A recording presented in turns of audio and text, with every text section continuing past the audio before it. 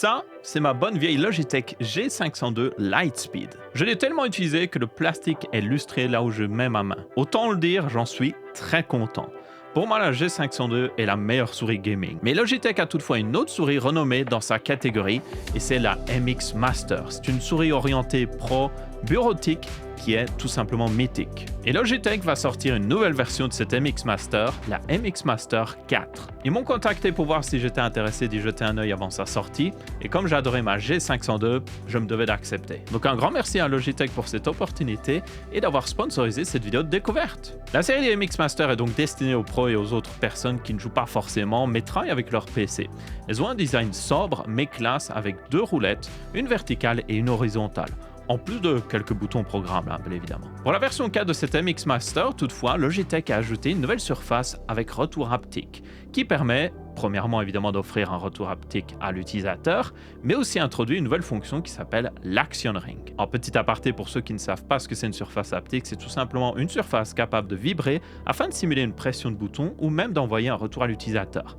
L'exemple le plus concret, c'est les MacBooks qui utilisent un trackpad haptique qui ne bouge pas du tout, mais qui donne l'impression quand vous appuyez dessus, que vous appuyez sur un bouton. C'est selon moi une technologie qui est sous-exploitée, surtout sous Windows, vu ses nombreux avantages. Il y a très peu d'ordinateurs portables, par exemple, avec des trackpads haptiques, ce qui est vraiment dommage. Alors ici, évidemment, avec cette MX Master 4, ce n'est pas un trackpad. Le but est de servir de bouton multifonction et de surface donnant des retours haptiques. Et c'est justement là qu'entrent en jeu les Action Rings. Si vous pressez la surface haptique après avoir installé le logiciel LogiOption Plus, une roue d'action va apparaître avec plusieurs options possibles. Par défaut, vous pouvez par exemple mettre en pause ou lire des contenus médias, ouvrir l'explorateur de fichiers, par exemple ici, voilà. Évidemment, sur Mac, ce serait Finder, parce que la souris est compatible Mac. Mais évidemment, c'est entièrement personnalisable, donc si je vais dans Boutons, afficher les Action Rings, je peux justement les configurer, et là, vous pouvez voir que j'ai plein de profils sur différentes applications. Je peux aussi faire des profils custom qui seront disponibles tout le temps sur le système, donc c'est justement celui que j'ai là, où j'ai fait un petit peu mes préférences. J'ai mis par exemple les paramètres Windows si j'appuie en bas ici. Vous avez aussi un bouton pour afficher le bureau Windows. Ça aussi c'est très pratique personnellement je trouve. Et si vous rappuyez dessus, ça affiche les applications. Et justement en parlant d'applications ici, certaines ont des profils qui utilisent même des plugins pour être directement intégrés au logiciel et faire des actions qui ne seraient pas forcément possibles avec des macros. Le mieux pour illustrer, c'est de montrer justement directement dans Photoshop. Donc si j'utilise l'Action Ring, comme vous pouvez voir, j'ai des actions qui ont changé par rapport à ce que j'avais avant. Et donc, par exemple, je peux changer le taux de contraste. Donc, certains boutons, vous allez juste appuyer et puis ça fait l'action. Ici, par contre, pour changer le taux de contraste, c'est différent. Vous devez maintenir le bouton et puis après, vous pouvez changer justement avec ça. Et comme vous pouvez voir, ça a rajouté... Voilà, j'ai rajouté énormément de contraste, mais je peux ajuster un petit peu comme je veux. Voilà, donc je peux faire un petit peu moins, un petit peu moins. Et voilà, maintenant je suis en mode c'est bon, c'est nickel. Donc ceux justement que vous pouvez régler, vous avez un petit plus à côté, comme vous pouvez voir. Et ceux qui c'est juste un toggle, vous appuyez dessus et hop, ça fonctionne directement. Et encore une fois, c'est personnalisable. Donc si vous avez des fonctions que vous utilisez souvent avec la souris dans justement Photoshop, mais que vous n'avez pas envie d'utiliser un raccourci clavier ou que vous avez déjà maximiser le nombre de raccourcis clavier que vous avez disponibles avec votre main gauche, vous pouvez utiliser ça pour justement rajouter encore plus de raccourcis avec votre main droite sur la souris directement.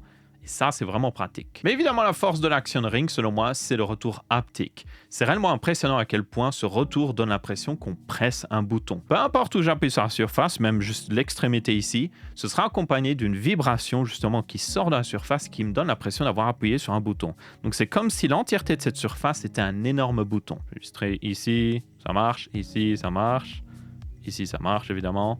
Même tout en bas, ça marche, aucun problème. Évidemment, un bouton de cette taille et surtout de cette forme, parce que c'est courbé, serait normalement impossible. Et encore une fois, ce n'est pas un bouton, cette surface. Elle ne bouge littéralement pas. C'est juste que quand vous appuyez, ça fait une vibration qui vous donne l'impression que vous avez appuyé sur un bouton. Et c'est ça qui est réellement impressionnant. Et ces retours haptiques ne sont pas juste pour les Action Rings, vous pouvez les utiliser pour bien plus encore. Par exemple, quand vous changez le pointeur de souris d'un écran à l'autre, ou encore quand vous utilisez ce bouton de changement de bureau virtuel qui est très pratique. Quand vous le maintenez appuyé et que vous allez vers la droite, voilà, j'ai changé de bureau. Quand je vais vers la gauche, je rechange de bureau. Et c'est accompagné d'une vibration de la surface haptique pour indiquer qu'on a justement changé de bureau. Très pratique. D'ailleurs, ce bouton est vraiment génial, j'utilise tout le temps. Vous pouvez aussi l'utiliser pour réduire toutes les fenêtres si vous allez vers le bas. Si vous allez vers le haut, ça affiche le menu démarrer. Si vous appuyez une seule fois, ça affiche toutes les tâches actuelles sur le bureau. Et comme j'ai dit, si vous maintenez et que vous changez, vous pouvez changer de bureau virtuel. Maintenant, en plus de ces nouveautés, la MX Master 4 a d'autres fonctions hyper pratiques, comme la possibilité de facilement passer de 3 appareils connectés différents via le récepteur 2,4 GHz ou 2 appareils Bluetooth. D'ailleurs, ici, j'étais même pas connecté avec le récepteur, je suis connecté depuis le début en Bluetooth. Donc ce récepteur, je peux le mettre dans un autre PC et juste en appuyant sur le bouton ici en dessous, je peux changer facilement de profil. Donc là, c'est un autre profil Bluetooth. Et si je reviens au premier, ça c'est le récepteur justement sans fil. C'est très pratique si vous avez un PC fixe plus un PC portable et encore plus pratique si ce PC portable est un Mac. Les deux molettes aussi sont très pratiques. La première qui est verticale, juste ici, peut être ajustée totalement au niveau de sa résistance. Donc en appuyant sur ce bouton, vous pouvez la laisser rouler librement. Voilà, c'est le cas. Hop, elle roule en toute liberté. Ou alors vous pouvez avoir une rotation plus lourde qui s'arrête littéralement quand vous lâchez justement la molette. Vous pouvez aussi avoir un mode hybride qui diminue la résistance si vous scrollez plus vite afin de défiler une page hyper vite, mais toujours scroller précisément la seconde d'après si justement une action le requiert. Donc ça c'est vraiment pratique, c'est comme ça que j'utilise personnellement. Donc là je peux scroller lentement, elle s'arrête tout de suite, mais si je fais ça, elle continue de rouler, et si je remets le doigt dessus, elle repasse en mode normal. Et la molette latérale permet de scroller horizontalement, ce qui est très pratique par exemple dans un logiciel d'édition. Là, j'utilise dans DaVinci Resolve, qui est mon logiciel d'édition préféré, et je peux facilement scroller vers l'arrière ou l'avant de la timeline, et je peux même aussi changer avec un raccourci clavier le niveau de zoom ou dézoom justement de celle-ci. Cette souris est juste bourrée de fonctions très pratiques, et le plus étonnant selon moi, c'est qu'elle reste raisonnable niveau prix. Elle coûte 129 €. C'est clairement un budget non négligeable pour une souris, mais pour une souris haut de gamme qui fait plus que n'importe quelle autre souris sur le marché, je trouve ça assez justifiable. Il y a aussi un petit sac de transport pour ceux qui voudraient justement se déplacer avec. Vous pouvez juste la mettre dedans. Hop, voilà. Hop, vous pouvez partir en voyage. Et Logitech m'a aussi, je ne sais pas pourquoi, il m'a envoyé cette énorme caisse que vous pouvez ouvrir et qui permet de mettre la souris tout simplement dedans. Voilà. Et il y a aussi un trou ici, je ne sais pas à quoi ça sert. Peut-être un tapis de souris, peut-être. C'est pas très pratique au niveau compact. Mais au moins, là, c'est sûr qu'elle est bien protégée. Et donc, je vous pose la question, que pensez-vous de cette souris? Si vous êtes intéressé par celle-ci, vous aurez un lien en description pour avoir plus d'informations. Encore un grand merci à Logitech d'avoir sponsorisé cette vidéo et à vous d'avoir regardé. N'hésitez pas à laisser votre avis, que ce soit en pouce bleu, pouce rouge ou en commentaire. On se retrouvera pour une prochaine. Ciao.